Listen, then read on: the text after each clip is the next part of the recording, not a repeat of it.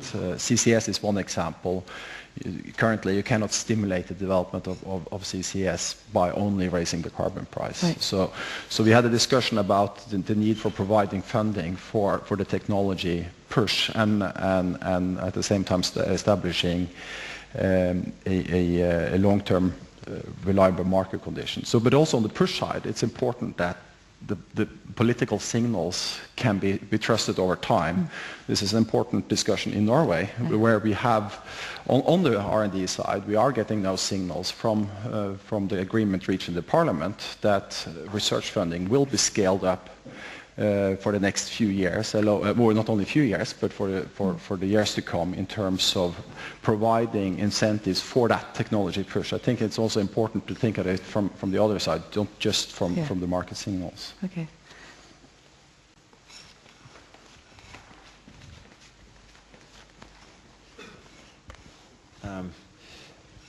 I had a point that related to a series. We've heard the words trust and confidence many times.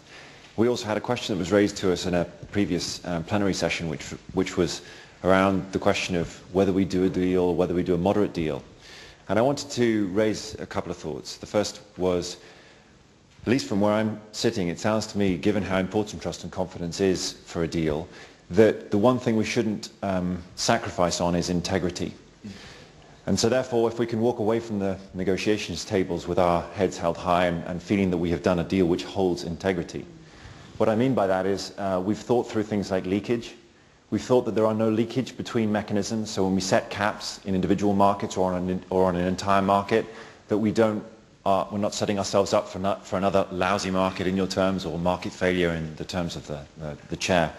And I think that, so therefore my point or my question to the panel is, relates to integrity of markets, and it relates to integrity of negotiation.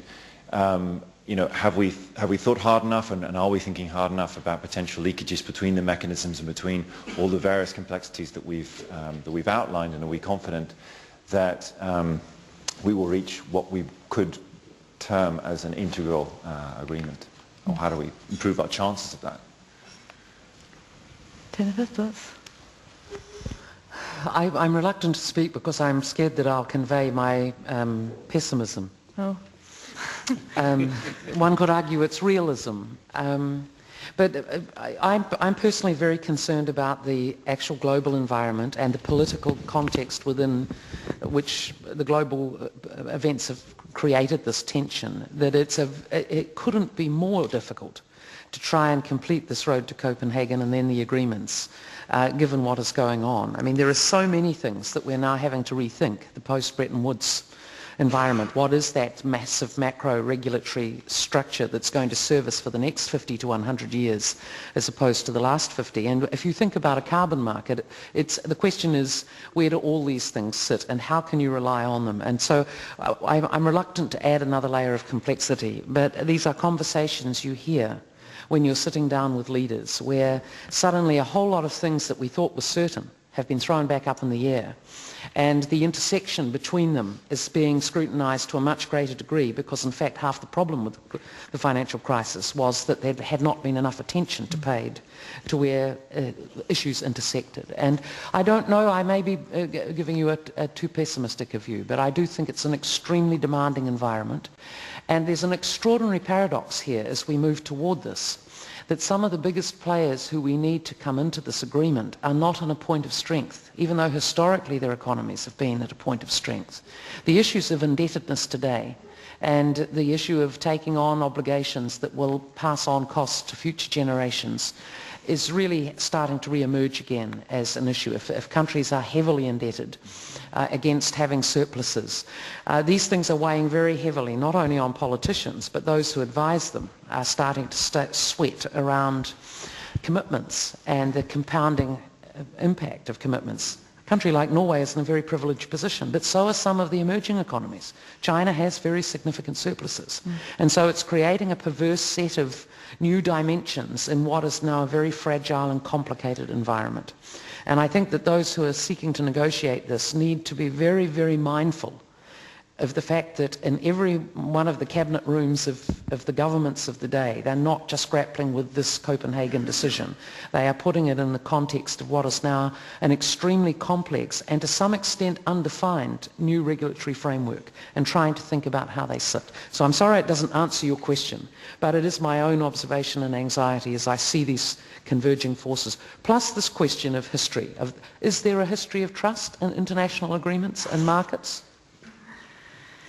The fact that we still can't get a comprehensive WTO round makes many of the small countries, the G77 and others, really remind us why we should believe you now, when in fact those of you who have so much have been so unwilling to give stuff up, and yet the whole pretext of climate change and its mitigation is that those of us who use a great deal will take actions to reduce that usage. There's not a lot of history that gives the developing world confidence that that will be real. Okay. Well, on that very... sorry, you want to...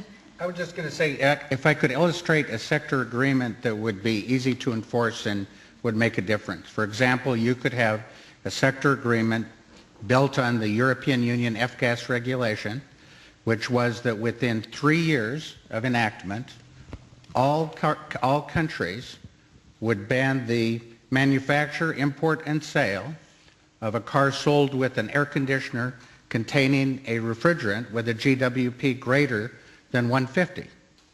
That would be the agreement. Technically feasible. Car companies are ready to do it. There's been no incentive so far for a price increase under HFCs, and it would be around 1.5% reduction in total greenhouse emissions today, and it would avoid extraordinary emissions in the future because those systems are being installed in all cars in India and China that are sold. All four-wheel cars have air conditioning in model year 2010. So this would be a way that you'd have total global buy-in. No car manufacturer anywhere in the world wants to sell a car you can't market to your neighbors. Be easy to do. I must say that I share your, I don't want to call it cynicism, but concern as to whether really the climate is ready for a binding agreement, or we are ready for a schedule of targets voluntarily submitted, which may be verifiable or not. So is it legally binding or is it voluntary? Which one shall we leave it to?